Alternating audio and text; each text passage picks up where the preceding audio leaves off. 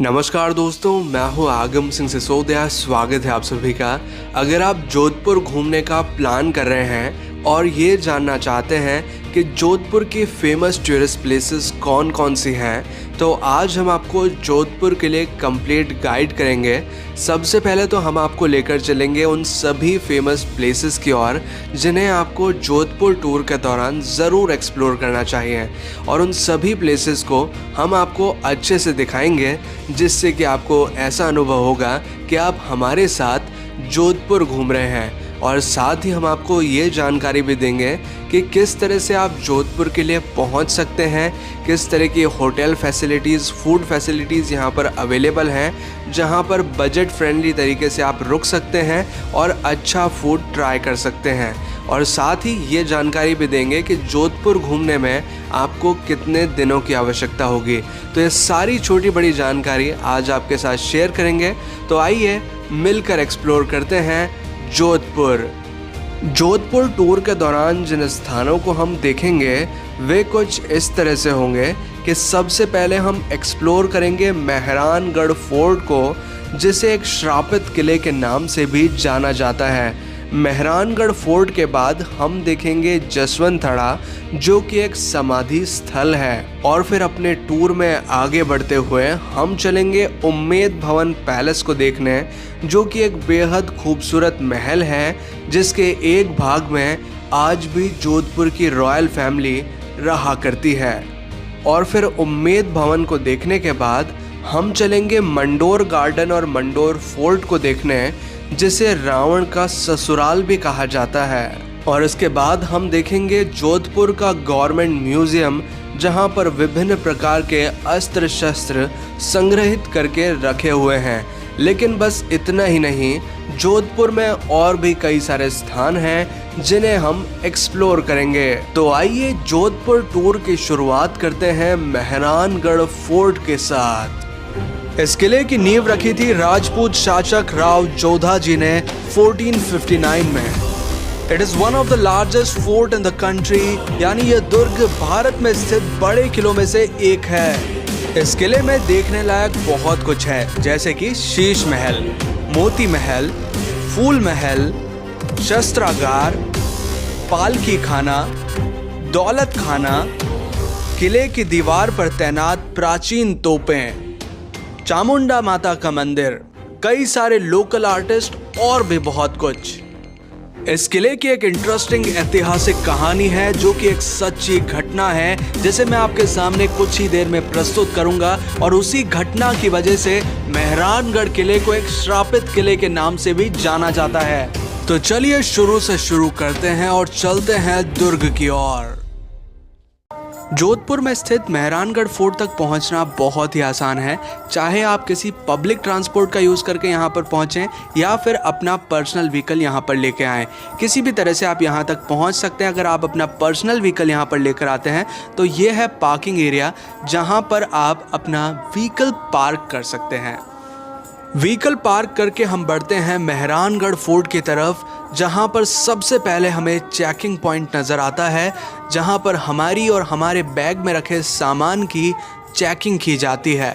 दोस्तों, मेहरानगढ़ किले का जो टिकट है वो 200 रुपये प्रति पर्सन का, यानी कि 200 रुपीज़ पर पर्सन का चार्ज है। लेकिन यहाँ पर मैं एक स्पेशल चीज़ आपको बताना चाहूँगा कि आप अंदर किसी भी तरह की सेल्फी स्टिक, किसी भी तरह का ट्राईपॉड, किसी भी तरह का गिम्बल, स्टेबलाइजेशन, किसी भी चीज़ की यहाँ पर परमिशन नहीं है। काफ़ी सारी सख्त चेकिंग होती है, उसके बाद ही आपको अंदर जाने दिया जाता है। मेहरानगढ़ फोर्ट के मुख्य द्वार के बाहर कुछ छतरियां हैं, जो कि उन वीरों के स्मारक के रूप में बनाई गई हैं जिन्होंने युद्ध में अपने प्राण गंवाए और वीर गति को प्राप्त हुए, जिनमें ठाकुर चौहान श्याम सिंह की छतरी और ठाकुर खींची दुर्गदास की छतरी शामिल है। तो अब ये है मेहरानगढ़ फोर्ट का मुख्य द्वार, जिसके अंदर से अब हम एंट्री करने जा रहे हैं किले के अंदर। तो चलिए अंदर चलते हैं। तो अब हम एंट्री करते जा रहे हैं मेहरानगढ़ फोर्ट में किले के मुख्य द्वार से, जिसका नाम है जयपोल। किले में प्रवेश करते ही सबसे पहले आपको लेना होता है टिकट, जिसका मूल्य है 200 रुपए प्रति पर्सन, यानी कि 200 रुपीज पर पर्सन।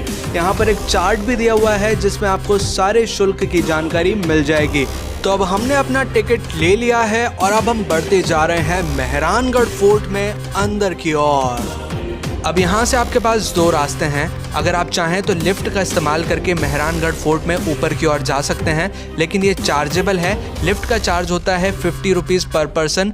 ये सिंगल साइडेड है, यानी कि एक तरफा चार्ज है। और अगर आप चाहें तो पैदल मार्ग का इस्तेमाल करके मेहरानगढ़ फोर्ट में ऊपर की ओर जा सकते हैं। यहाँ पर एडवेंचर स्पोर्ट फ्लाइंग फॉक्स यानी कि जिप लाइन की सुविधा भी उपलब्ध है, जिसका मजा आप यहाँ पर ले सकते हैं। तो ये तो हो गई कुछ जरूरी जानकारी। अब चलते हैं किले के अंदर और आपको दिखाते हैं ऐतिहासिक दुर्ग मेहरानगढ़।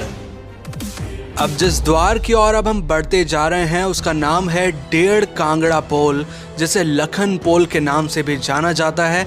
ये पुराने टाइम पर किले का मुख्य द्वार हुआ करता था। इस द्वार से सटी इन दीवारों के ऊपर जो आप छेद देख पा रहे हैं, जो होल्स देख पा रहे हैं, ये हैं तोप के गोलों के निशान, जो कि 1808 में युद्ध के दौरान दीवारों पर लगे थे। और ये है टूटा हुआ दरवाजा लखन पोल। लखन पोल से आगे बढ़ते ही हमें कुछ लोकल आर्टिस्ट नजर आते हैं जो कि बहुत ही उम्दा म्यूजिक प्ले करते हैं अपने इंस्ट्रूमेंट रावण हत्ता के साथ।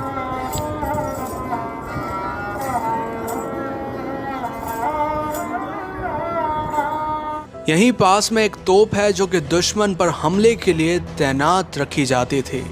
तो अब यहाँ से हम आगे बढ़ते जा रहे हैं मेहरानगढ़ फोर्ट के तीसरे मुख्य दरवाजे की ओर।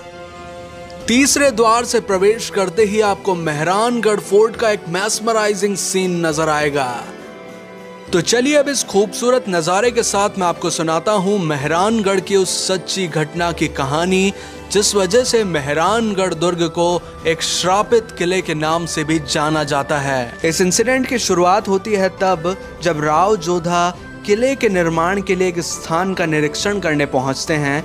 वो वहां पर देखते हैं एक बकरी को एक शेर से लड़ते हुए, और ऐसा देखकर वो बहुत ही प्रभावित हो जाते हैं और फैसला लेते हैं कि वो किले का निर्माण इसी स्थान पर करेंगे। जिस पहाड़ी पर इस दुर्ग का निर्माण किया जाना था, उस पहाड़ी का नाम था चिड़ियानाथ की टूंक। यहाँ पर कुछ जल स्रोत भी थे और यहाँ पर एक योगी रहा करते थे जिनका नाम था चिड़ियानाथ।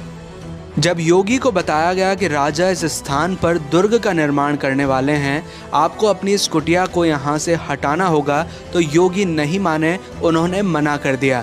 लेकिन राव जोधा को इससे उपयुक्त जगह और कहीं नज़र नहीं आ रही थी, तो उन्होंने यहीं पर किले का निर्माण शुरू कर दिया। फिर योगी चिड़ियानाथ ने गुस्से में आकर अपनी कुटिया उजाड़ दी और जाते जाते राव जोधा को श्राप दिया कि जिस पानी की वजह से तुमने मेरी साधना भंग की है, वही पानी अब तुम्हें नसीब नहीं होगा, ये पानी सूख जाएगा। और योगी के श्राप से कुछ ऐसा ही हुआ, जोधपुर में पानी की कमी आने लगी। राजा ने इस सिचुएशन को देखकर योगी से माफी मांगी। माफी मांगने पर योगी ने एक उपाय बताया।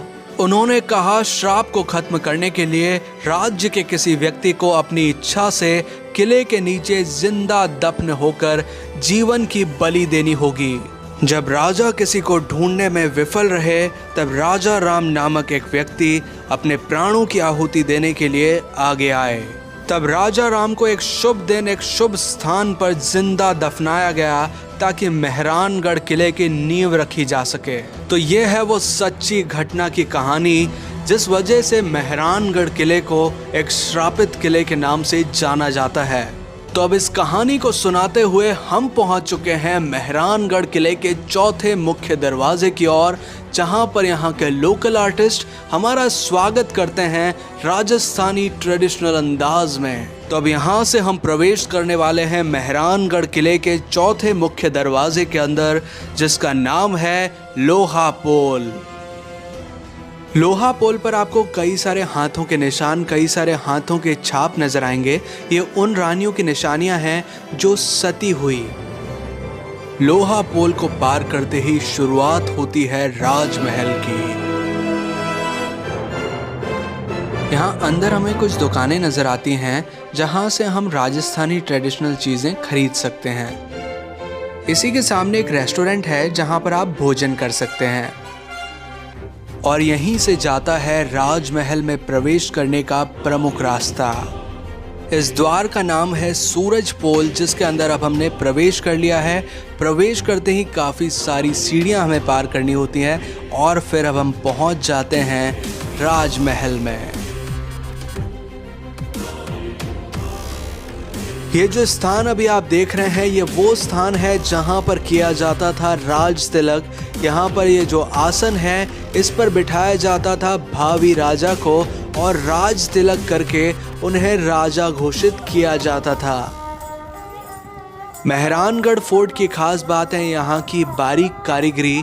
देखिए कितनी खूबसूरती से इन डिज़ाइंस को बनाया गया है और कितनी बारीकी से इन पत्थरों को तराशा गया है। तो चलिए प्रवेश करते हैं हाथी हौदा खाने में। हौदा मतलब वो राइडिंग सीट जो कि एलिफेंट की बैक पर रखी जाती थी, जिस पर राजा और महावत बैठा करते थे।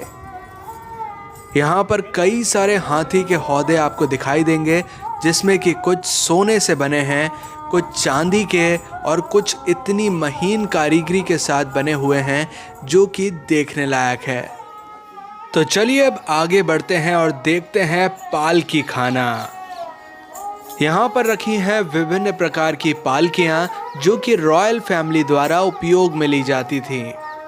ये जो स्पेशल पालकी आप देख रहे हैं ये है डोली, जो कि शादी के दौरान उपयोग में ली जाती थी। यहीं पर पास में एक शॉप है जहां पर आप फोटो क्लिक एंड फ्रेम करवा सकते हैं एक रॉयल अंदाज में। एक फोटो फ्रेम का चार्ज है 1000 रुपीज। तो चलिए अब आगे बढ़ते हैं और चलते हैं दौलत खाना चौक की ओर। तो अब हम पहुंच चुके हैं दौलत खाना चौक। यहाँ पर बीच में खड़े होकर अगर हम देखें तो कुछ इस तरह का खूबसूरत नज़ारा हमें दिखाई देता है। यहाँ पर आप इस तरह से ट्रेडिशनल राजस्थानी साफा भी बनवा सकते हैं। इसका चार्ज लगभग 100 रुपये है। तो चलिए अब दौलत खाना से अंदर प्रवेश करते हैं और आपको दिखाते हैं यहाँ की कुछ ऐतिहासिक चीज़ें। ये मेरे सामने जो आप पालकी देख पा रहे हैं इसमें प्योर सोने का काम किया गया है। इस पर लकड़ी के स्ट्रक्चर के ऊपर प्योर गोल्ड का वर्क किया गया है। यहाँ पर और भी कई सारी इंटरेस्टिंग चीज़ें हैं, जैसे कि महाराजा अजीत सिंह की तलवार, मुगल बादशाह अकबर की तलवार। इसी के साथ यहाँ पर और भी कई सारी ऐतिहासिक चीज़ें हैं, जैसे कि पुरानी ढाल, तलवार, बंदूकें, ताले, पुराने सिक्के और भी बहुत कुछ। तो चलिए अब आगे बढ़ते हैं दरबार की ओर, जहाँ पर कंट्री लाइफ इन मारवाड़ को पेंटिंग्स में दर्शाया गया है। महाराजा के सभापतित्व में जो भी सभा होती थी उसे दरबार कहा जाता था। इन दरबारों में ठाकुर व राजाओं के अधिकारीगण भाग लेते थे। थार के रेगिस्तान में स्थापित राठौड़ राजवंश की राजधानी जोधपुर थी। राठौड़ के राजकाल में कला, संस्कृति, साहित्य, संगीत का निरंतर विकास हुआ। 18वीं शताब्दी के प्रारंभ में चित्रकला का व्यवस्थित रूप से विकास हुआ। प्रत्येक राजाओं के राजकाल में अनेक प्रसिद्ध चित्रकार हुए, जिन्हें राजा की ओर से राज्याश्रय प्राप्त हुआ। यहाँ पर रॉयल फैमिली की पोशाक भी संग्रहित करके रखी हुई हैं, जैसे कि महिलाओं की पोशाक, अचकन, महाराजाओं की पसंदीदा पोशाक, अंगरखा। यहाँ पर काफ़ी बारीकी से बने पर्दे हैं जिन्हें खिड़कियों पर लगाया जाता था और काफ़ी सारे बिछौने हैं जिन्हें ज़मीन पर बिछाया जाता था। यहीं पास में स्थित है शीश महल, जहाँ पर आपको अद्भुत कांच की कारीगरी देखने मिलेगी। यहाँ उपयोग किए गए शीशे उत्तल आकार के हैं और रंगीन पन्नी और पेंट के साथ डिज़ाइन किए गए हैं, जो कि दीपक की रोशनी में झिलमिलाते थे। प्लास्टर में बने विभिन्न धर्म चित्रों के साथ इन सजावटी दर्पणों को अच्छी तरह से पूरक किया गया है, जो कि उस समय की कला पर धर्म और संस्कृति का मजबूत प्रभाव दिखाता है। कई सजावटी पैनल भगवान ब्रह्मा, श्री राम, भगवान शिव और पार्वती, बांसुरी बजाते हुए भगवान श्री कृष्ण आदि जैसे देवी देवताओं को प्रदर्शित करते हैं। यह कमरा महाराजा अजीत सिंह जी का शयन कक्ष था, जिन्होंने 1679 और 1724 के बीच जोधपुर पर शासन किया। तो अब हम पहुंच चुके हैं मेहरानगढ़ दुर्ग में स्थित फूल महल में। फूल महल का निर्माण महाराजा अभय सिंह जी ने करवाया था। इसकी छत पर अत्यंत ही आकर्षक फूल पत्तियां, राज परिवार के सदस्यों के चित्र, कुल देवी देवता आदि असली सोने के काम से चित्रित करवाए गए हैं। 36 राग रानियों का चित्रांकन अत्यंत ही अद्भुत है। इस चित्रांकन में लाल, पीले, सफेद और आसमानी रंग का प्रयोग अत्यंत ही सुंदरता से किया गया है। छत में 4 स्थान दर्पण से जुड़े हुए हैं और महाराजा तख्त सिंह के 10 राजकुमारों में से 9 के रंगीन चित्र छत पर बने हुए हैं। पूर्व उत्तर की खिड़कियों के बीच भगवान द्वारिकाधीश श्री कृष्ण का सुंदर चित्र बना है, जो मारवाड़ के महाराजाओं का वैष्णव धर्म के प्रति आस्था का प्रतीक है। फूल महल असंख्य उत्सवों व आयोजनों का साक्षी रहा है। फूल महल की छत इतनी आकर्षक और सुंदर है कि उसे नजर न लग जाए, इसलिए काले धागों के गुच्छे चारों कोनों पर लटकाए गए हैं। इस महल में दरबार भी लगते थे और नृत्य की महफिल भी होती थी, इसलिए इसे नृत्य कक्ष भी कहते हैं। तो चलिए अब आगे बढ़ते हैं और देखते हैं मेहरानगढ़ दुर्ग में स्थित आर्मरी, यानी कि वो स्थान जहां पर अस्त्र शस्त्र संग्रहित करके रखे हुए हैं। यहाँ पर आपको दिखाई देंगे युद्ध में प्रयोग लिए जाने वाले कई सारे वेपन्स, जैसे कि बंदूकें, खंजर, कटार, ढाल, तलवार, हेलमेट, कवच और भी बहुत कुछ। हमने मेहरानगढ़ म्यूजियम की एक सेपरेट डॉक्यूमेंट्री बनाई है, जिसमें हमने सभी ऐतिहासिक चीज़ों को अच्छे से दर्शाया है। अगर आप चाहें तो उस डॉक्यूमेंट्री को देख सकते हैं। ऊपर आई बटन और नीचे डिस्क्रिप्शन में आपको उसका लिंक मिल जाएगा। वहां जाकर आप मेहरानगढ़ दुर्ग में स्थित सभी ऐतिहासिक चीज़ों को अच्छे से देख सकते हैं। अब हम पहुंच चुके हैं तख्त विलास में। इसका निर्माण महाराजा तख्त सिंह जी ने करवाया था। ये उनके रहने का स्थान हुआ करता था। महाराजा तख्त सिंह जी, जिनका शासनकाल 1843 से 1873 तक रहा, ये जोधपुर के आखिरी शासक थे जो मेहरानगढ़ दुर्ग में रहे। तख्त विलास काफ़ी इंटरेस्टिंग तरह से बनाया गया है, जिसमें traditional as well as modern यानी ब्रिटिश के टाइम के आर्किटेक्चर देखने मिलते हैं। तख्त विलास में काफ़ी खूबसूरत पेंटिंग्स हैं जो दीवारों और छत पर की गई हैं। तो चलिए अब आगे बढ़ते हैं मेहरानगढ़ दुर्ग में। अभी हम प्रवेश कर चुके हैं मेहरानगढ़ दुर्ग के जनाना सेक्शन में। यहाँ पर सर्वप्रथम वो स्थान है जहाँ पर रखा जाता था हिसाब किताब। राजपूत राजमहल, जहाँ रानियों, राजमाताओं, राजकुमारियों और पासवानियों का निवास स्थान होता था, उसे जनाना कहते थे। जोधपुर और अन्य राजपूत राजधानियों में पर्दे की प्रथा प्रचलित थी। जनाना में प्रवेश निषेध था। केवल महाराजा एवं निकटतम संबंधी जनाना में जा सकते थे। राज परिवार की महिलाओं को अपने निजी खर्च के लिए गांव प्रदान किए गए थे। अनेक रानियों व पासवानियों द्वारा लोक हितार्थ मंदिर, कुएं व बावड़ियों का निर्माण करवाया गया। कई रानियां तो विदुषी एवं कवित्री भी थी। राजघरानों में होने वाले विवाह, जन्मदिन एवं त्योहारों पर होने वाले उत्सवों का संचालन रानियां करती थी। ऐसे अवसरों पर काफ़ी मात्रा में सेवादारों एवं धन की आवश्यकता रहती थी, जिसका प्रबंध रानियां स्वयं करती थीं। महाराजा मान सिंह जी एवं तख्त सिंह जी के समय में बने चित्र यह दर्शाते हैं कि रानियां शिकार व चौगान के खेलों में सक्रिय रूप से भाग लेती थीं। जनाना सेक्शन में मेहरानगढ़ दुर्ग का सबसे बड़ा रूम है, जिसे कहा जाता है मोती महल। इसका नाम मोती महल बिल्कुल सही है, क्योंकि इसकी दीवारों पर जो प्लास्टर है उसकी स्मूथनेस इतनी अच्छी है कि मानो एक मोती हो। इस महल के प्लास्टर में उपयोग किया गया है सी शेल का, यानी कि शंख व सीपियों के फाइन पाउडर का चूने के साथ उपयोग किया गया है, जिससे कि दीवारें मोती समान लगती हैं। इस महल की सुंदरता बढ़ाते हैं यहाँ के रंगीन कांच व खिड़कियाँ, सोने की पत्तियाँ एवं शीशेल्स। इस भव्य हॉल को स्पेशल ओकेजन्स के दौरान उपयोग में लिया जाता था, जैसे फेस्टिवल सेलिब्रेशन के लिए। ऐसा माना जाता है कि रानियां यहाँ बैठती थीं और अन्य लोगों द्वारा देखे बिना अदालती कार्रवाई सुनती थीं। यहाँ से आगे चलें तो भगवान श्री कृष्ण का एक बहुत ही प्राचीन मंदिर है जहाँ पर हम दर्शन कर सकते हैं। मेहरानगढ़ दुर्ग की खास बात है यहाँ की बारीक कारीगरी। इतनी खूबसूरती से और इतनी बारीकी से काम किया गया है जो कि देखने लायक है। यहाँ पर आगे चलें तो बहुत ही बड़ी बड़ी कढ़ाइयाँ यहाँ पर नज़र आती हैं जो कि पुराने ज़माने में उपयोग में ली जाती थी। दोस्तों यहाँ पर मेरे पीछे आप कई सारे कमरे देख रहे होंगे। एक तरफ से यहाँ से भी देखिए और यहाँ पर भी देखिए, कई सारे कमरे आपको यहाँ पर नज़र आ रहे हैं। ये वो कमरे हैं जो कि यहाँ पर तोपची हुआ करते थे। ये जो दीवार आप दिख रही है इसके ऊपर कई सारी तोपें रखी हुई है। तो जो तोप चलाने वाले लोग हुआ करते थे वो यहाँ पर रहते थे, उनके रूम्स हैं ये सारे के सारे लाइन से।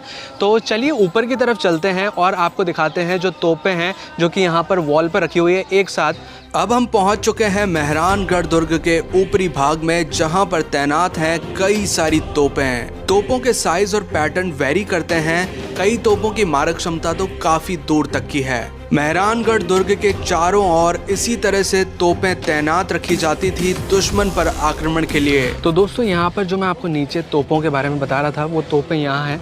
देखिए लाइन से कई सारी जो कैनन्स हैं वो यहाँ पर वॉल पर तैनात की गई हैं। मतलब यहाँ से ही देखिए दूर तक आपको पूरा का पूरा जोधपुर सिटी दिख रहा है। यहाँ से अगर कोई दुश्मन आता था पुराने टाइम पे तो उसको यहाँ से निगरानी करके देख लिया जाता था और यहीं से जो कैनन को है फायर किया जाता था ताकि जो दुश्मन की सेना है वो वहीं के वहीं खत्म हो जाए। तो चलिए अब आगे बढ़ते हैं माँ चामुंडा मंदिर की ओर। माँ चामुंडा जोधपुर के राजघराने की इष्ट देवी हैं। माँ चामुंडा के इस मंदिर की स्थापना 1459 में राव जोधा जी ने की थी। पहले माँ चामुंडा की प्रतिमा जोधपुर की प्राचीन राजधानी मंडोर में स्थापित थी, लेकिन जब मेहरानगढ़ फोर्ट का निर्माण किया गया तो मंडोर से माँ चामुंडा की प्रतिमा लाकर दुर्ग में स्थापित की गई। पहले माँ चामुंडा को जोधपुर और आसपास के लोग ही मानते थे और उनकी पूजा अर्चना किया करते थे, लेकिन माँ चामुंडा में लोगों का विश्वास 1946 के युद्ध के बाद बढ़ता चला गया। लोगों की आस्था बढ़ने के पीछे की वजह के बारे में कहा जाता है कि जब 1965 का युद्ध हुआ था तब सबसे पहले जोधपुर को टारगेट बनाया गया था और माँ चामुंडा ने चील के रूप में प्रकट होकर जोधपुर वासियों की जान बचाई थी और किसी भी तरह का कोई नुकसान जोधपुर को नहीं होने दिया था। तब से जोधपुर वासियों में माँ चामुंडा के प्रति अटूट विश्वास है और आज भी आप देखेंगे तो मेहरानगढ़ दुर्ग के ऊपर आपको कई सारी चीलें मंडराती हुई नजर आएंगी। और जब आप माँ चामुंडा मंदिर से नीचे की ओर देखेंगे तो आपको जोधपुर शहर का एक अद्भुत नज़ारा नज़र आएगा। जैसा कि कहा जाता है Jodhpur is the blue city, तो यहाँ पर आपको अधिकतर घर नीले कलर से रंगे हुए नज़र आएंगे। ये सभी नीले घर ब्राह्मण लोगों के हैं। पुराने समय से ही नीला रंग करवाने का उद्देश्य था प्रॉपर आइडेंटिफिकेशन, कि जिस घर में नीला कलर है वो ब्राह्मण का घर होगा। और नीले रंग को करवाने का एक और उद्देश्य था, जोधपुर में बहुत गर्मी पड़ती थी तो नीला रंग करवाने से घर के अंदर थोड़ी ठंडक बनी रहती थी। दोस्तों जोधपुर शहर की एक खास बात है कि यहाँ पर ट्रांसपोर्टेशन बहुत इजी है। आप चाहे तो बस से आ सकते हैं, चाहे तो ट्रेन से आ सकते हैं, चाहे आप एयरलाइन का यूज़ करके एयरप्लेन से भी यहाँ पर आ सकते हैं। बहुत आसानी से आप ट्रैवल कर सकते हैं। जोधपुर के मेहरानगढ़ किले को देखने के बाद यहाँ पर एक और स्पॉट है जो कि आपको जोधपुर में ज़रूर देखना चाहिए, वो है जसवंत थड़ा। ये राजा जसवंत सिंह की एक समाधि स्थल है। इसको राजस्थान का ताजमहल भी कहा जाता है। यहाँ अभी हमारे पीछे है, ये है मेहरानगढ़ फोर्ट। देखिए यहाँ पर पीछे आपको दिखाई दे रहा होगा, थोड़ी सी डिस्टेंस के बाद ही जसवंत थड़ा का ये जो मेमोरियल है वो यहाँ पर दिखाई देता है। जसवंत थड़ा के पास राव जोधा जी का एक स्टैचू है जो कि यहाँ पर एक हिल टॉप पर बनाया हुआ है। यहाँ से आप देख सकते हैं स्टैचू यहाँ पर राव जोधा जी का है जो कि जोधपुर के फाउंडर थे, जिन्होंने मेहरानगढ़ किले की जो फाउंडेशन रखी थी। तो दोस्तों अब यहाँ से हम बढ़ते जा रहे हैं जसवंत थड़ा की तरफ। देखिए ये है वो रास्ता है जहाँ से हम जसवंत थड़ा की ओर बढ़ते जाएंगे और यहाँ पर टिकट काउंटर है।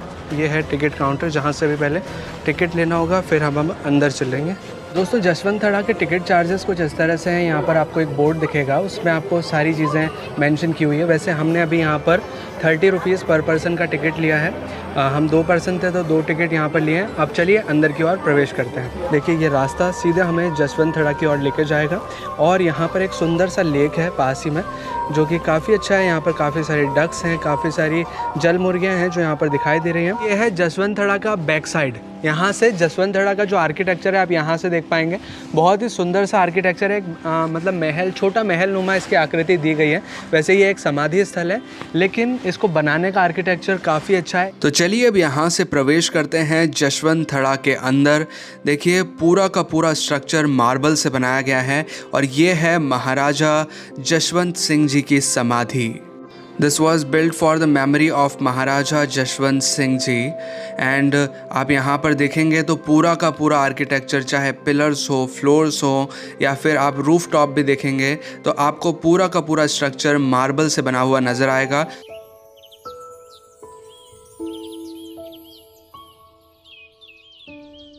आज हम आपको दिखाने वाले हैं जोधपुर का एक बहुत ही अच्छा पैलेस जिसका नाम है उम्मेद भवन पैलेस। आप हमारे पीछे देख पा रहे हैं उम्मेद भवन पैलेस। अभी हम जाने वाले हैं इसके अंदर और आपको दिखाएंगे इसके अंदर का खूबसूरत नज़ारा। वैसे आपकी जानकारी के लिए मैं बता दूं, उम्मेद भवन पैलेस में 3 पार्टीशन है। पहला पार्टीशन में यहाँ पर जो राज परिवार हैं वो आज भी रहते हैं। ये फर्स्ट पार्टीशन है, उसमें राज परिवार आज भी रहते हैं। जो सेकेंड वाला पार्ट है उसमें आपको म्यूज़ियम और भी चीज़ें हैं जो राज परिवार से रिलेटेड हैं वो देखने मिलती हैं। और बाकी का पोर्शन यहाँ पर होटल के अंदर तब्दील कर दिया गया है। काफ़ी एक्सपेंसिव ये होटल होता है। वैसे यहाँ पर काफ़ी सारी चीज़ें हैं देखने के लिए, तो चलिए अंदर चलते हैं।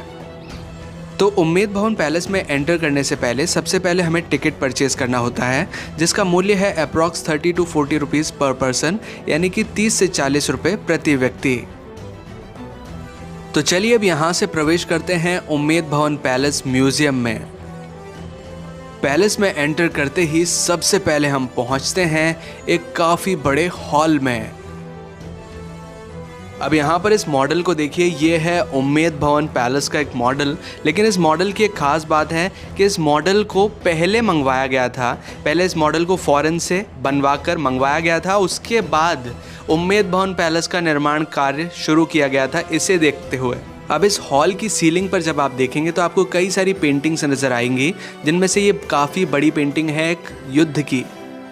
यहाँ पर देखेंगे तो यहाँ पर एक विवाह की एक पेंटिंग बनाई गई है, विवाह समारोह की। यहाँ पर बहुत ही अच्छी सी पेंटिंग है। अब यहाँ पर देखिए, ये हैं तेंदुए यानी कि लेपर्ड्स, और ये असली बॉडीज़ हैं तेंदुओं की, जो कि माउंट आबू से शिकार करके लाए गए थे। अब यहाँ पर रखे हैं कुछ डिज़ाइनर ज्वेलरी बॉक्सेस, जो कि काफ़ी सुंदर हैं और काफ़ी महीन कारीगरी इनमें की गई है।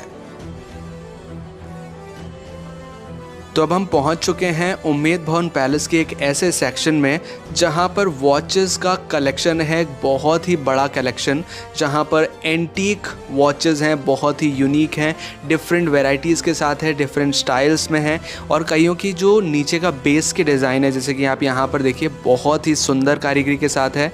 और यहाँ पर आप पूरी वॉचेस के डिज़ाइंस देखेंगे, अलग अलग डिज़ाइन है, अलग अलग पैटर्न है, मतलब बहुत ही सारा, बहुत ही बड़ा कलेक्शन है वॉचेस का। यहाँ पर ये थोड़ी सी स्पेशल वॉच है, जिसमें जब भी 1 घंटा होता है तो इस तरह की बॉल नीचे गिरती है। यहाँ पर देखिए टावर वाली वॉच है।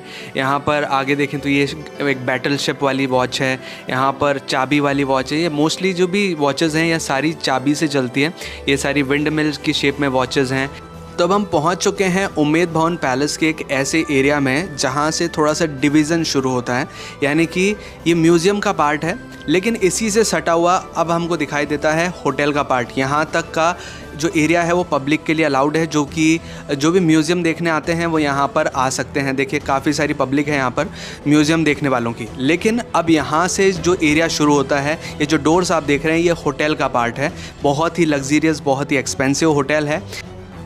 तो अब हम आ चुके हैं उम्मेद भवन पैलेस के एक ऐसे कक्ष में जहां पर रामायण की जो पेंटिंग्स हैं उन्हें वॉल पर बनाया गया है, और हर पेंटिंग एक अलग घटना को दर्शाती है। यहाँ पर देखिए, हर एक पेंटिंग को आप देखेंगे तो एक अलग इवेंट आपको नज़र आएगा, एक अलग घटना आपको नज़र आएगी। और यहाँ पर आप देखिए, यहाँ से यहाँ तक पूरी की पूरी जितनी भी वॉल्स हैं सब पे इसी तरह की पेंटिंग्स बनाई गई हैं रामायण से रिलेटेड। और जब आप सीलिंग की तरफ देखेंगे तो पूरी की पूरी सीलिंग गोल्ड पॉलिश है, सोने की तरह से पॉलिश किया गया है। हालांकि जिस रूम को अभी हम देख रहे हैं इसका नाम है ओरिएंट रूम। यहाँ पर आगे चले तो महाराजा गज सिंह जी की पिक्चर्स लगाई गई हैं जो कि प्रेजेंट किंग हैं। यहाँ पर महाराजा उम्मेद सिंह जी की पिक्चर लगाई हुई है। और अब यहाँ पर है स्पेशल 3D पेंटिंग। इसे साइड से देखें तो आपको कुछ और फोटोग्राफ नज़र आएगा। इसे जब आप सेंटर से देखेंगे तो आपको कुछ और फोटोग्राफ नज़र आएगा, और अगर इसे और साइड से देखेंगे तो कुछ और फोटोग्राफ आपको नज़र आएगा। इस तरह की पेंटिंग्स यहाँ पर 2 हैं, एक तो ये हो गई, एक और है ये वाली। देखिए साइड से देखें कुछ और नज़र आ रहा है, यहाँ पर बिल्कुल सेंटर से देखेंगे तो कुछ और पिक्चर नज़र आएगा, और इसे जब साइड से देखेंगे तो एक और नया पिक्चर आपको नज़र आएगा। तो चलिए अब आगे बढ़ते हैं उम्मेद भवन पैलेस में। अब देखिए यहाँ से आपको जो भी चीज़ें नज़र आएंगी वो हैं रोज़मर्रा की चीज़ें, यानी कि डेली यूज़ की चीज़ें जो भी रॉयल फैमिली के द्वारा उपयोग में ली जाती थी, वो सारी चीज़ें यहाँ पर संग्रह करके रखी हुई हैं। जैसे कि यहाँ पर कुछ तलवारें हैं, यहाँ पर आगे देखें तो यहाँ पर एक स्टडी टेबल है ये, और यहाँ पर एक अलमारी है और इसके साथ कई सारे फूलदान रखे हुए हैं। यहाँ पर एक ड्रेसिंग टेबल है और उसके ऊपर श्रृंगार के कुछ सामान रखे हुए हैं। और अब यहाँ पर देखिए कुछ इत्रदानियाँ हैं, कुछ परफ्यूम स्टोरिंग बॉटल्स हैं। यहाँ पर ये सारी चीज़ें लगभग फ़ॉरेन से लाई गई हैं, जैसे कि आप इनके आर्किटेक्चर्स को देख सकते हैं। इन सारी चीज़ों को फ़ॉरेन से लाया गया है। और यहाँ पर आप देखिए ये जैसे कि ये पोलो का हॉर्स का एक यहाँ पर नमूना बनाया हुआ है, कुछ ट्रॉफ़ीज़ रखी हुई हैं यहाँ पर जो भी जीती गई थी। और ये ग्रामोफोन है यहाँ पर, और यहाँ पर है एक डाइनिंग टेबल जो कि रॉयल फैमिली द्वारा उपयोग में ली जाती थी। यहाँ पर आप देखेंगे कुछ कांच के बर्तन हैं, जैसे कि कुछ ग्लासेस हैं, जग हैं, और भी बहुत सारी चीज़ें हैं जो कि रॉयल फैमिली के द्वारा उपयोग में ली जाती थी। और ये सारी चीज़ें फ़ॉरेन से लाई गई हैं। ये यहाँ पर देखिए कुछ वाइन ग्लासेस हैं। ये सारी चीज़ें आप इनके कलर्स देख सकते हैं, इनके स्ट्रक्चर्स देख सकते हैं। यह सारा इम्पोर्टेड मटेरियल है, सारी की सारी चीज़ें बाहर से लाई गई हैं। यहाँ पर कुछ लैम्प्स हैं, आप यहाँ देखिए। तो अब हम आ चुके हैं उस सेक्शन में जो कि है विंटेज कार कलेक्शन का। यहाँ पर Rolls Royce, Cadillac, overland, Morris, Mercedes, ऐसे बहुत ही एक्सपेंसिव ब्रांड्स की कारें यहाँ पर एक तरह से कलेक्शन के रूप में रखी गई हैं। और यहाँ पर देखिए इन कारों की शाइन अभी तक बरकरार है, बहुत अच्छी शाइन है। जबकि ये कारें पुरानी हैं, ज़्यादा पुरानी भी नहीं कहेंगे लेकिन फिर भी पुरानी है, फिर भी इनका जो शाइन है वो अभी तक बरकरार है। ये जो है ये कैडिलैक के यहाँ पर कारें हैं, आपको यहाँ पर मॉरिस की मिल जाएंगी, आपको यहाँ पर रोल्स रॉयस की मिल जाएंगी। देखिए इस कार की नंबर प्लेट पे लिखा हुआ है जोधपुर नंबर 5। यहाँ पर एक ट्रेन का मॉडल भी बनाया गया है। यहाँ से थोड़ा सा क्लियर नहीं आ रहा क्योंकि ये सारी कार, सारे मॉडल्स कांच में रखे हुए हैं, लेकिन फिर भी एक ट्रेन का मॉडल है। यहाँ पर देखें तो ये है मर्सिडीज़, और फिर यहाँ पर ये देखिए ये है ओवरलैंड की कुछ जिप्सी टाइप की एक गाड़ी है, और इसका जो कलर है बहुत ही ब्राइट है। यहाँ पर इसी तरह से काफ़ी सारी कारों का कलेक्शन है जिन्हें आप यहाँ पर देख सकते हैं। आज हम आपको दिखाने वाले हैं जोधपुर की एक प्राचीन जगह जो कि है मंडोर। ये मारवाड़ की प्राचीन राजधानी हुआ करती थी। आप मेरे पीछे ये देख पा रहे होंगे एक फोर्ट नुमा आकृति, ये पुराने टाइम पर एक किला हुआ करता था। और नीचे जो आप ये महल नुमा आकृति देख पा रहे हैं, ये पुराने टाइम पर यहाँ पर रानियाँ रहा करती थी, जो राजा की रानियाँ वगैरह होती थी। ये रानी महल तरह का एक स्ट्रक्चर है, आज इसको म्यूजियम के अंदर तब्दील कर दिया गया है। यहाँ पर आप ये पीछे मंदिर नुमा आर्किटेक्चर्स काफ़ी सारे देख रहे होंगे। ये एक्चुअल में मंदिर नहीं है, ये हैं राजाओं की समाधि स्थल। बहुत बड़े बड़े प्राचीन मंदिर हैं जो कि यहाँ पर बनाए गए हैं, लेकिन राजाओं की याद में, जो कि हम आज देखने वाले हैं। यहाँ पर सिर्फ ये ही नहीं, और भी बहुत सारी चीज़ें हैं जो कि हम यहाँ पर सभी चीज़ें देखेंगे। तो चलिए हमारे साथ देखते हैं मंडोर गार्डन। मंडोर गार्डन का डिस्टेंस जोधपुर रेलवे स्टेशन से लगभग 9 से 10 किलोमीटर का है। यहाँ पर आप किसी भी पब्लिक ट्रांसपोर्ट का इस्तेमाल करके पहुँच सकते हैं। मंडोर गार्डन में देखने के लिए बहुत कुछ है। यहाँ पर शुरुआत में ही आपको एक 3D मैप नज़र आएगा जिसमें आपको सारी जानकारी, सारी डिस्क्रिप्शन मिल जाएगी। यहाँ से अब हम प्रवेश करते हैं अजीत पोल में, जो कि यहाँ का मुख्य द्वार है। तो चलिए चलते हैं उस किले की तरफ और वहां से देखते हैं कि किले में क्या क्या अवशेष हैं जो कि पुराने टाइम के दिखाई देते हैं। मंडोर के बारे में एक और इंटरेस्टिंग फैक्ट है जो कि मैं आपको यहाँ पर बताना चाहूँगा। ये एक ऐतिहासिक जगह रामायण के टाइम से भी जुड़ी हुई है। जो रावण था रामायण में, उसकी जो वाइफ थी मंदोदरी, उस जगह का, इस जगह का जो नाम है मंदोदरी के नाम पर मंडोर रखा गया है। मंदोदरी जो थी वो यहीं के रहने वाली थी। रावण के जो फेरे हुए थे मंदोदरी के साथ, वो इसी स्थान पे कहीं हुए थे। कई लोगों के अनुसार इस स्थान का नाम मंडोर मांडव ऋषि के नाम पर रखा गया है। तो अब हम लोग जा रहे हैं मंडोर दुर्ग की ओर, लेकिन दुर्ग के रास्ते में एक ऐतिहासिक मंदिर है जो कि बहुत ही गुप्त रूप से बनाया गया है। अभी आपको बाहर से लगेगा कि मंदिर बहुत ही नॉर्मल सा है, लेकिन जैसे जैसे हम अंदर की ओर प्रवेश करते जाएंगे यहाँ पर आपको थोड़ा सा इंटरेस्ट बढ़ता जाएगा। यहाँ पर देखिए बहुत ही डार्कनेस है, बहुत ही अंधेरा है, बहुत ही गुप्त तरीके से इस मंदिर को बनाया गया है। इसका जो डिज़ाइन है, यहाँ पर झुककर हमें अंदर की ओर जाना होगा। एक प्राचीन गुफा है जो कि अंडरग्राउंड है, थोड़ा सा अंदर की ओर जाना पड़ता है। यहाँ पर टॉर्च का इस्तेमाल करना पड़ रहा है क्योंकि लाइट्स नहीं है यहाँ पर। थोड़ा सा अंदर चलते हैं। देखिए ये है वो प्राचीन ऐतिहासिक मंदिर। यहाँ पर देखिए लोगों को कुछ इस तरह से बाहर की ओर जाना होता है। देखिए छोटा सा रास्ता है, यहाँ से इस तरह से बैठ करके आपको लेटते हुए बाहर की ओर जाना होगा। इस तरह से इसी पोजीशन में आपको यहाँ से बाहर जाना होता है, तभी आपकी जो पूजा है वो कंप्लीट होती है। तो देखिए हम भी यहाँ से बाहर की ओर चलते हैं। कुछ इस तरह से झुकते हुए हमें बाहर की ओर निकलना होता है। इसी वजह से मैं आपको बोल रहा था ये मंदिर बहुत ही इंटरेस्टिंग है, थोड़ा सा गुप्त है। आपको नीचे की ओर जाना होता है, फिर आप निकलते हैं बाहर की ओर। देखिए यहाँ से हम लोग आ चुके हैं यहाँ बाहर की ओर, लेकिन अभी भी पूरी तरह बाहर नहीं आए हैं, अभी भी हम अंडरग्राउंड हैं। यहाँ पर देखिए यहाँ पर मंदिर है और अब हम यहाँ से बाहर निकल चुके हैं। देखिए बाहर कहाँ से निकले अभी हम आपको दिखाते हैं। बहुत ही इंटरेस्टिंग सी जगह है। देखिए यहाँ से हम गए थे इस गैलरी से अंदर की ओर। ये देखिए बिल्कुल प्राचीन मंदिर है, बिल्कुल नीचे जाना होता है इसके लिए। हम नीचे से भी ऊपर आए यहाँ से। इस देवालय का नाम है नाहर सिंह जी का मंदिर, जिसे अभी हमने देखा। खुदाई के दौरान मिले विक्रम संवत 894 के एक शिलालेख के अनुसार मंडोर नागवंशी शासकों का राज्य था, जिन्हें परिहारों ने पराजित कर अपना साम्राज्य और किला स्थापित किया। इतिहासकारों के अनुसार मंडोर परिहार राजाओं का गढ़ था। राजा नाहरदेव परिहार ने अपनी पुत्री मोहिल का विवाह 1395 में चुंडाजी राठौड़ से किया और मंडोर उन्हें दहेज में दिया। तब से इस प्राचीन राजधानी पर राठौड़ शासकों का राज्य हो गया। मंडोर मारवाड़ की प्राचीन राजधानी रही है। मंडोर किले को लोग उल्टा किला भी कहते हैं, लेकिन ये उल्टा किला नहीं है। इस दुर्ग की खास बात है कि इसमें बड़े बड़े पत्थरों को बिना किसी मसाले की सहायता से जोड़ा गया है, लेकिन बाद में राव जोधा जी ने मंडोर किले को असुरक्षित मानकर सुरक्षा के लिहाज से चिड़ियानाथ की टूक नामक पर्वत पर मेहरानगढ़ दुर्ग का निर्माण कर अपने नाम से जोधपुर बसाया था। तो अब हम पहुंच चुके हैं मंडोर दुर्ग के ऊपर की ओर। देखिए ये सबसे टॉप फ्लोर है मंडोर दुर्ग का। दोस्तों मेरे पीछे जो आप ये प्राचीन खंडहर देख पा रहे हैं, ये इस दुर्ग के अवशेष हैं। ये जो मंडोर दुर्ग है इसके अवशेष हैं जो कि आप यहाँ पर देख पा रहे हैं। बहुत दूर दूर तक ये फैला हुआ था, लेकिन अब ये सब कुछ खंडहर हो चुका है। दोस्तों यहाँ पर मैं जिस स्पॉट पर खड़ा हूँ, यहाँ पर आप ये देखिए काफ़ी सारे आपको ये स्ट्रक्चर्स नज़र आ रहे होंगे। ये पुराने टाइम के घर हुआ करते थे। अभी तो इनका जो स्ट्रक्चर है वो छोटा छोटा ही है क्योंकि ये ध्वस्त हो चुके हैं, खंडहर हो चुके हैं। लेकिन यहाँ से वहाँ तक आप देखेंगे, ऊपर भी देखेंगे, इस तरह की चीज़ें हैं। ये जो है पुराने टाइम के घर हुआ करते थे जो कि अब खंडहर हो चुके हैं। दोस्तों मंडोर दुर्ग में स्थित है चामुंडा माता मंदिर।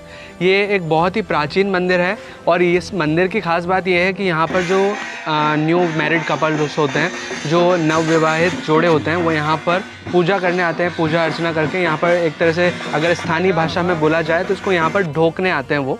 और ये मंदिर बहुत प्राचीन है। यहाँ पर इसके बारे में यहाँ पर बोर्ड पर सब कुछ लिखा हुआ है। थोड़ा सा अंदर चलते हैं और हम भी दर्शन करते हैं। तो ये है मंदिर चामुंडा माता का। हम यहाँ अंदर की तरफ प्रवेश कर चुके हैं। देखिए मंदिर बिल्कुल पुराना है, बहुत ही ऐतिहासिक मंदिर है। और यहाँ ऊपर की तरफ आप देखिए, देखिए ब्लैक कलर का यहाँ पर धुआं जमा हुआ है। यहाँ पर मशाल या फिर दीपक जलाए जाते हों उस तरह का यहाँ पर धुआं है। और ये है माता जी का मंदिर।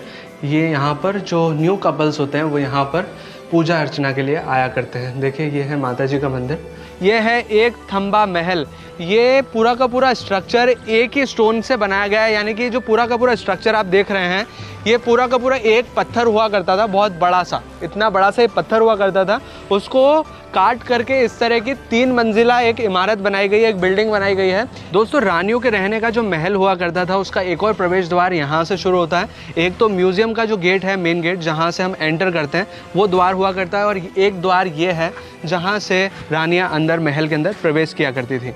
जोधपुर में स्थित स्टेट म्यूजियम मंडोर का एंट्री शुल्क है 20 रुपीज़ पर पर्सन, यानी कि 20 रुपये प्रति व्यक्ति। मंडोर म्यूजियम का ओपनिंग टाइम है 9:45 से 5:15 तक का, यानी कि यह सुबह 9:45 पर खुल जाता है और शाम को 5:15 तक खुला रहता है।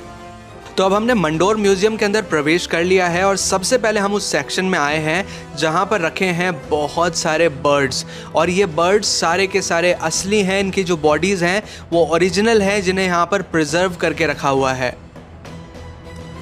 देखिए यहाँ पर डिफरेंट वैरायटीज़ के पक्षी हैं, अलग अलग वैरायटीज़ के साथ। जैसे कि अभी आप यहाँ पर देख पाएंगे ये कटफोड़वा, वुड पैकर जिसे बोलते हैं, इसे यहाँ पर इस तरह से लकड़ी पर लगाया गया है। ये असली पक्षी हैं सारे के सारे। और इससे ये भी पता चलता है कि इस एरिया में इतने सारे पक्षियों की वैरायटी है और इतने सारे पक्षी यहाँ पर पाए जाते हैं।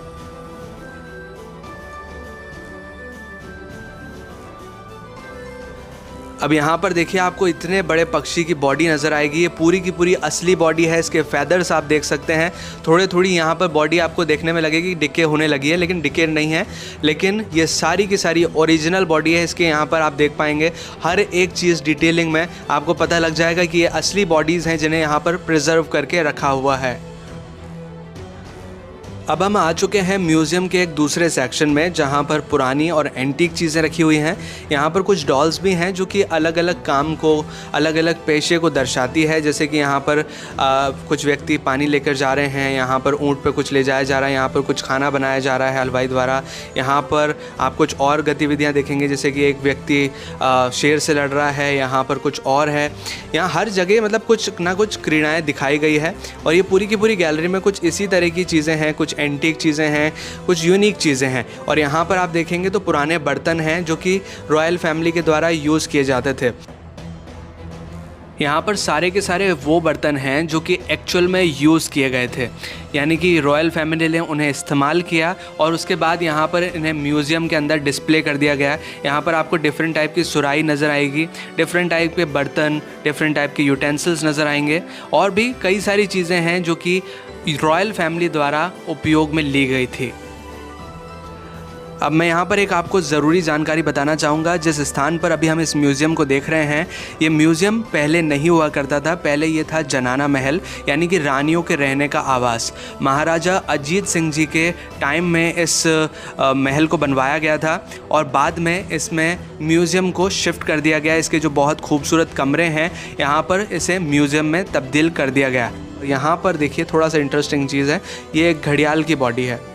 यहाँ पर देखिए पूरी की पूरी बॉडी एक घड़ियाल की बॉडी है जो कि यहाँ पर डिस्प्ले में आपको दिखाई दे रही होगी। और यहाँ पर देखिए ये एक भैंसा है, एक जंगली भैंसा। इसकी ये रियल बॉडी है जिसे यहाँ पर प्रिजर्व करके रखा हुआ है। तो अब हम चल रहे हैं महाराजाओं के देवल की ओर, जो कि आपको मंदिर नुमा आकृति के रूप में नज़र आ रहे होंगे, लेकिन ये एक्चुअल में है समाधि स्थल। तो दोस्तों अब हम पहुंच चुके हैं महाराजा अजीत सिंह के स्मारक के यहाँ और अब अंदर की ओर प्रवेश करेंगे। काफ़ी अच्छा सा आर्किटेक्चर है जो अंदर की ओर बनाया हुआ है। यहाँ से आप देखिए बहुत ही सुंदर सा आर्किटेक्चर है। ऊपर की तरफ भी आप देखेंगे तो काफ़ी अच्छा सा यहाँ पर आर्किटेक्चर देखने मिलता है। और यहाँ देखिए पिलर्स को भी काफ़ी अच्छी तरह से तराशा गया है। यहाँ पास ही और भी स्मारक बने हुए हैं, जैसे कि यहाँ पर देखिए ये दूर हम देखेंगे तो ये तरह का ये जो स्मारक है यहाँ पर दिखाई दे रहा है। और यहाँ पर भी हम अंदर जाकर देख सकते हैं। ये दूसरे महाराजा का यहाँ पर स्मारक है जो कि यहाँ पर बनाया हुआ है। ये मंदिर नुमा स्ट्रक्चर्स ज़रूर दिख रहे हैं लेकिन ये स्मारक है। यहाँ पर अंदर की तरफ हम देखेंगे तो यहाँ पर किसी तरह की मूर्ति स्थापित नहीं की गई है। यहाँ पर वेकेंट स्पेस है, खाली स्पेस है जो कि महाराजा की याद में यहाँ पर रखा गया है। मंडोर गार्डन में एक और इम्पॉर्टेंट जगह है जो कि आपको देखनी चाहिए, वो है देवताओं के साल। यहाँ पर एक बहुत बड़ा सा एक पूरा का पूरा माउंटेन टाइप का हिल है। पूरा का पूरा एक ही तरह से कहा जाए तो एक पत्थर है, उसको कुरेद करके उस पर आर्किटेक्चर फॉर्म में जो देवताओं की प्रतिमाएं हैं यहाँ पर स्थापित की गई है। मतलब पूरा का पूरा एक ही शिल्प है, एक ही पूरा का पूरा पत्थर है और उनको कुरेद करके यहाँ पर इस तरह से देवताओं के जो प्रतिमाएं हैं वो यहाँ पर बनाई गई हैं। तो यहाँ पर सबसे पहले शुरू करते हैं गणेश जी की प्रतिमा के साथ, जो कि यहाँ पर सबसे पहले स्थापित है। पूरा का पूरा ये पहाड़ के ऊपर कुरेद करके बनाई गई है। ये वाइट कलर बाद में कर दिया गया है, लेकिन ये पूरा का पूरा ये पहाड़ नुमा एक आर्किटेक्चर है। पूरा एक ही सिंगल पत्थर है, उसके ऊपर ये जो प्रतिमाएँ हैं बनाई गई हैं। यहाँ पर पास में ही गणेश जी और भैरव जी का मंदिर है जहाँ पर लोग पूजा अर्चना के लिए आया करते हैं। अब यहाँ से आप गणेश जी और काला जी, गोरा जी, भैरव जी के दर्शन कर सकते हैं। लोगों में इनकी बहुत मान्यता है।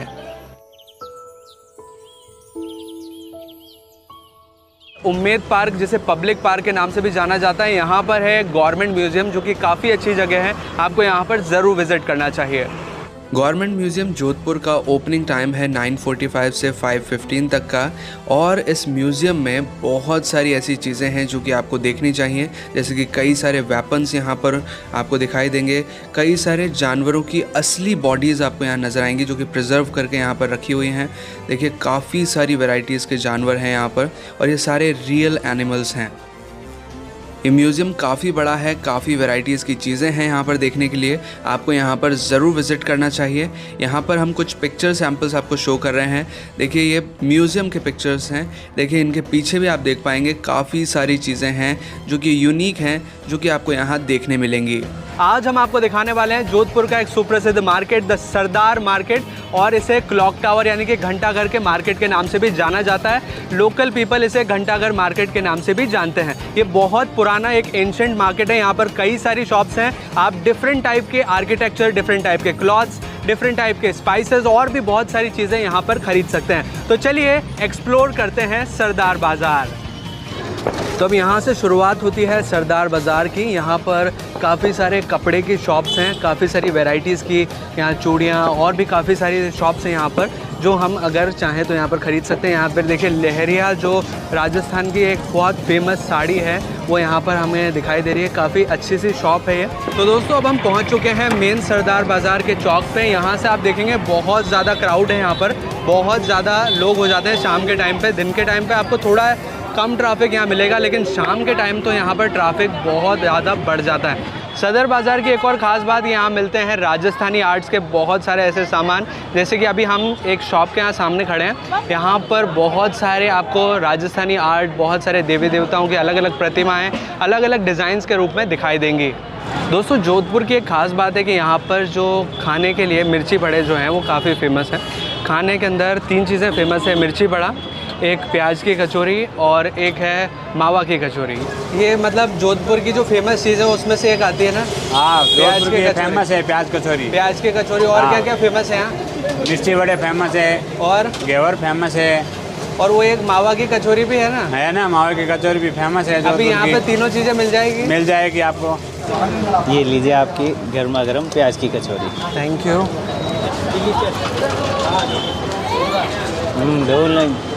रियली अच्छे है। इसमें आपको कोई चटनी वगैरह डालने की ज़रूरत नहीं होती। वो लोग बोल रहे हैं कि हम डिज़ाइन इस तरह से कर रहे हैं इसको कि आपको चटनी की ज़रूरत ही ना पड़े, उसके बिना ही अच्छी लगे। तो रियली ये अच्छी कचौरी है और 20 रुपये में कितना बड़ा साइज़ है। अगर आप एक भी खाएंगे या 1.5 खाएंगे, आपका पेट अच्छे से भर जाएगा। तो जोधपुर आएँ तो इस चीज़ को ज़रूर ट्राई करें। अभी हम एक शॉप पे खड़े हैं मिर्ची बड़े के लिए। हमने पहले भी काफ़ी मिर्ची बड़ा ट्राई किया है, लेकिन यहाँ पर ट्राई करके देखेंगे कि मिर्ची बड़े का क्या टेस्ट आता है। वैसे मिर्ची बड़ा हर जगह मिल जाता है इजीली, लेकिन जोधपुर का वो फेमस है। तो अब हम ट्राई करने जा रहे हैं मावा की कचौरी। देखिए बहुत ही डिलीशियस लग रही है। इस कचौरी को सबसे पहले क्या किया जाता है, इस तरह से बारीक कैंची से काट दिया जाता है, या कैंची से, या फिर इसके बारीक टुकड़े कर दिए जाते हैं। और जब इसके टुकड़े हो जाते हैं तो आपको सर्विंग के लिए इसमें आपको चाशनी डाल के दिया जाता है। देखिए ये जो है शुगर का सिरप है, इसको इस तरह से यहाँ पर डाल के दिया जाता है। जोधपुर में अगर स्टे फैसिलिटी की बात करें तो आपको बस स्टैंड या रेलवे स्टेशन के पास काफ़ी सारे होटल्स मिल जाएंगे, जहाँ पर आप बजट फ्रेंडली तरीके से रुक सकते हैं और अच्छा फूड ट्राई कर सकते हैं, क्योंकि आसपास में ही काफ़ी सारे रेस्टोरेंट्स और ढाबे हैं जहाँ पर अच्छा खासा फूड कम दाम में उपलब्ध हो जाता है। और जोधपुर घूमने में आपको 2 से 3 दिन का समय लगेगा, जिनमें आप ये सारे स्थान आराम से घूम सकते हैं। तो ये है जोधपुर और जोधपुर घूमने से जुड़ी संपूर्ण जानकारी। अगर आपको ये वीडियो अच्छा लगा हो, अगर आपको ये वीडियो हेल्पफुल लगा हो, तो प्लीज़ वीडियो को लाइक कीजिएगा, इसे शेयर कीजिएगा अपने दोस्तों और अपने फैमिली मेम्बर्स के साथ। और अगर आपने चैनल अभी तक सब्सक्राइब नहीं किया है तो प्लीज़ चैनल को सब्सक्राइब कीजिए, बेल आइकन को दबाकर ऑल पे प्रेस कीजिए, ताकि इसी तरह के वीडियो नोटिफिकेशंस आपको आगे भी मिलते रहें।